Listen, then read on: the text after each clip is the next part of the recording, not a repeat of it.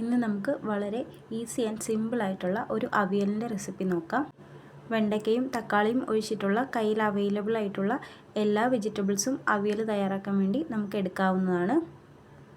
എല്ലാ വെജിറ്റബിൾസും ഒരേ കനത്തിൽ നീളത്തിൽ അരിഞ്ഞെടുക്കുക. ശേഷം ഒരു കുക്കർ വെച്ച് അതിലേക്ക് നമ്മൾ അരിഞ്ഞെടുത്തിരിക്കുന്ന വെജിറ്റബിൾസ് എല്ലാം ചേർക്കുക.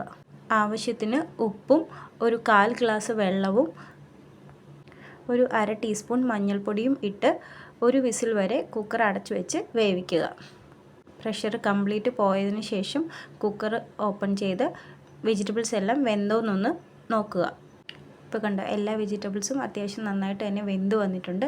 ഇനി നമുക്ക് മിക്സിയുടെ ജാറിലേക്ക് ഒരു 4-5 ടേബിൾ സ്പൂൺ തേങ്ങ, ഒരു 1/2 ടീസ്പൂൺ ജീരകവും ഇട്ട് ഒന്ന് ഒതുക്കിയെടുക്കാം. ഒതുക്കി വെച്ചിരിക്കുന്ന തേങ്ങ വേവിച്ച് വെച്ചിരിക്കുന്ന വെജിറ്റബിൾസിലേക്ക് ചേർത്ത് ഫ്ലെയിം ഓണാക്കി കുറഞ്ഞ ഫ്ലെയിമാക്കി വെച്ചിട്ട് ഒന്ന് മൂടി വെക്കുക. നന്നായിട്ടൊന്ന് ആവി വരട്ടെ. അതവിടെ ഇരുന്ന് ഒന്ന് ആവി വരട്ടെ. ആ സമയം കൊണ്ട് നമുക്ക് ഒരു 10 ഉള്ളിയും കുറച്ച് കറിവേപ്പിലയും കൂടെ എടുത്ത് നന്നായിട്ടൊന്ന് ചതച്ചെടുക്കാം.